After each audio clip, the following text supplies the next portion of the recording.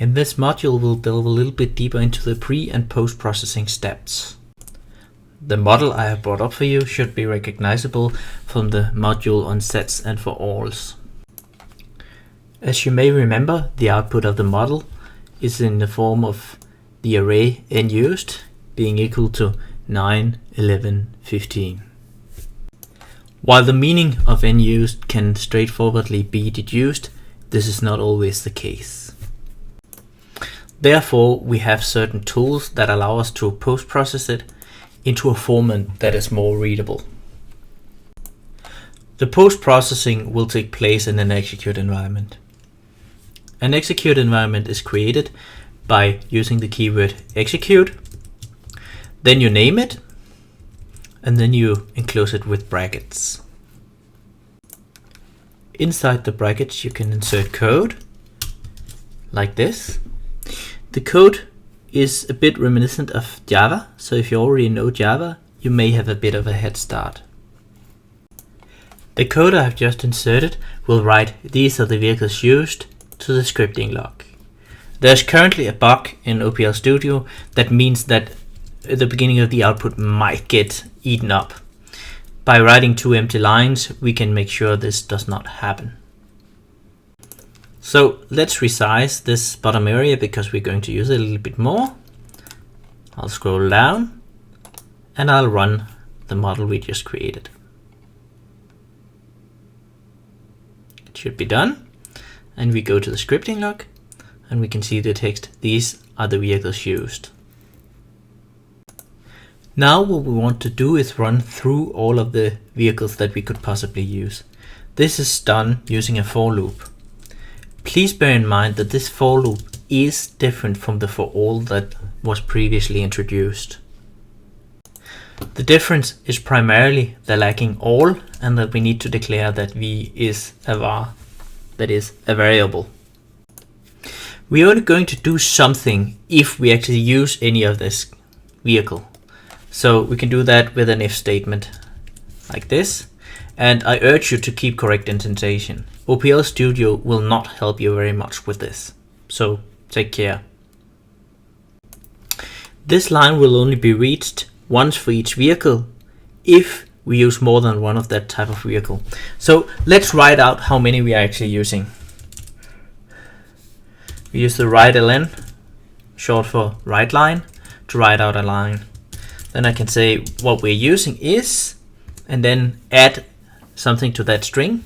And what I want to add is how many we are actually using of the type v.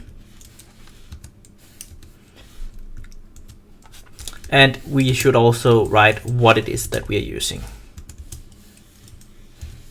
That is the name of the vehicle.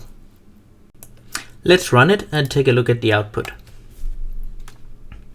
Remember, we are still in the scripting log, otherwise you won't see anything. So this is telling us that we use 9 trucks, 11 taxis, and 15 buses.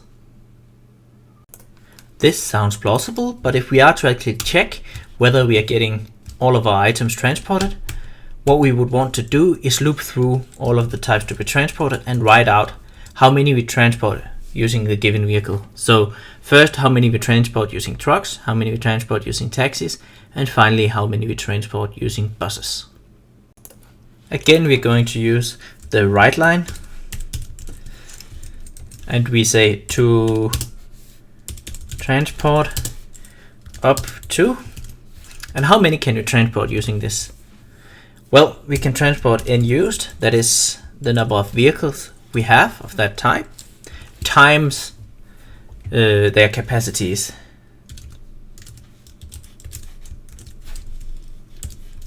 And just to make it explicit, what we do, we want this multiplication to take place before we add the string to the string. Several errors are present in this line, but for instructional purposes, let's try and run it. You can see now that we have some errors marked. The error up here says that this execute environment could not be executed.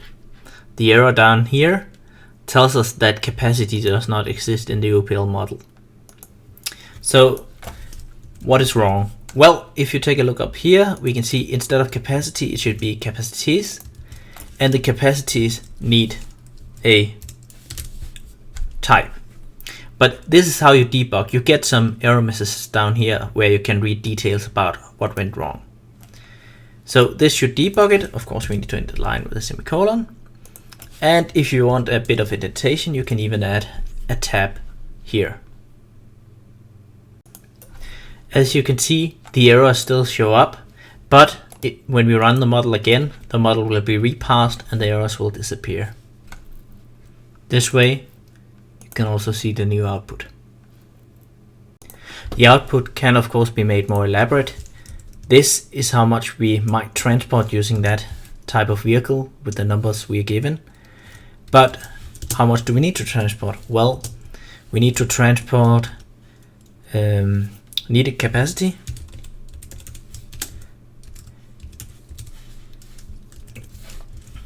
of T, and then if we want the name, of course T is just a string, so we can just print that directly. Running this, we get this output.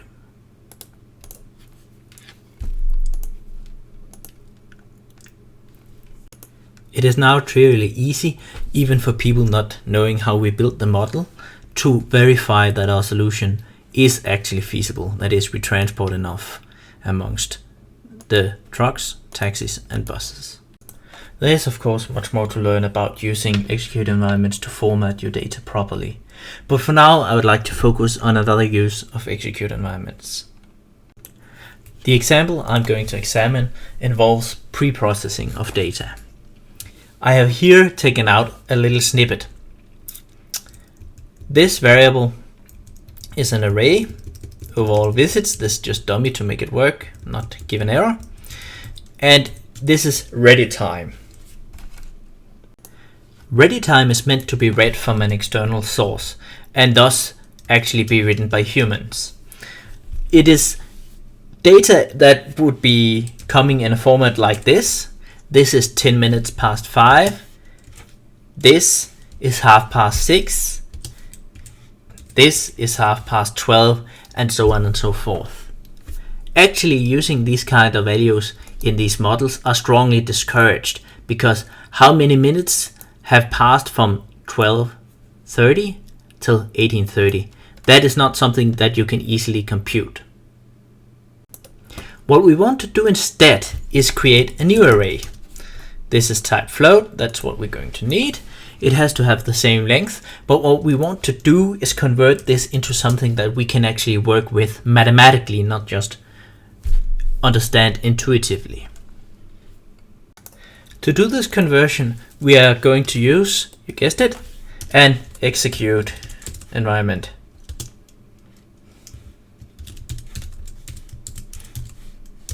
Like this. And I call it convert time because that's what we're going to do.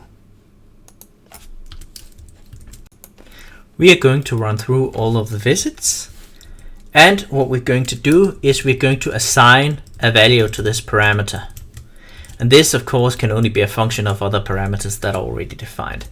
So we're going to set that equal to this expression. So basically, what we want to do is we want to split this up into two. The first two numbers here are hours, and they have to be multiplied by 60. So I split them out here, right? I divide by 100 and round them down. And this part is minutes, and that should just be added. So everything that's divisible by 100 is subtracted from it. That's a modulus operator. You can Google it if you want to read more. If you do not feel that I have explained this expression adequately, you can see a detailed explanation on what goes on there in the transcript of this video. Now you should have the basic tools to create some pre-processing scripts and some post-processing scripts. You can use Google to find out more or ask in class.